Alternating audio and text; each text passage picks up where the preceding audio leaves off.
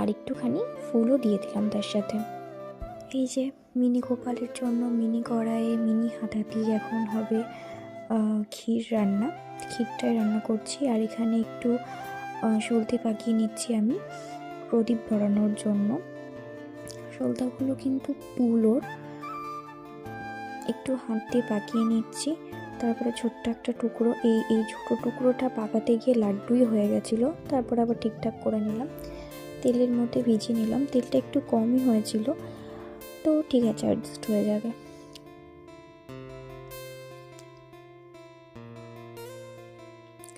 প্রদীপের সাথে সাথে আমি এখানে একটু টিকা ইউজ করছি। টিকা আর ওই যে ধুনো, টিকা আর ধুনোর আজকে দেবো, আজকে আর ধূপকাঠি দেবো না। আর ক্ষীরটা একটু একটু নেড়ে নিচ্ছিলাম।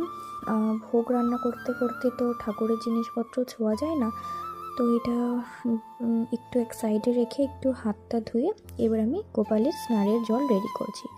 প্রথমে একটা গামলার মধ্যে বেশ খানিকটা জল দিলাম, আর তারপর এখানে দিলাম একটু তুলসী পাতা, তারপর দেব চন্দন, তারপরে জলটা একটু মিক্সড করে নেওয়ার পরে এখানে হচ্ছে ফুলের পাপড়ি দেবো কটা। এগুলো হচ্ছে করবী ফুলের পাপড়ি, গোলাপ নয়। তারপরে গোপালকে তুলে নিয়ে এসছি, এখন স্নান করাতে হবে, তাই ওর চাদরটা খুলে দিয়ে জলের মধ্যে ওকে বসিয়ে দিলাম। একটু জল ছিটিয়ে দিলাম গায়ে, তারপরে একটু ঘি মাখিয়ে স্নান করাবো।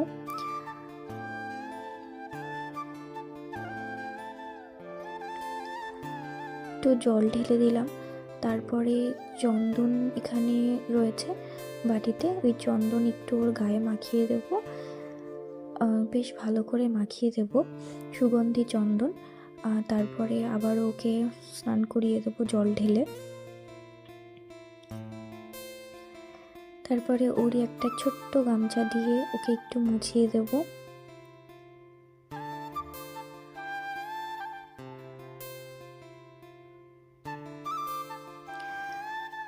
এখানে ওকে বসিয়ে রেখেছি, এবার ওর সাজসজ্জা করার পালা। বেসিক্যালি আমি মনে করি যে ভক্তি আসে মন থেকে, কোনো নিয়মকানুন মেনে কিন্তু ভক্তি হয় না। আমার যেরকমটা করতে ইচ্ছা হয় আমি সেরকমটা করি। গোপাল সেবার একটা নির্দিষ্ট নিয়ম থাকে আমি জানি, কিন্তু সত্যি কথা বলতে আমার সেগুলো জানা নেই। আমার যেটা ওর জন্য করতে মন চাই আমি ওর জন্য সেগুলোই করি।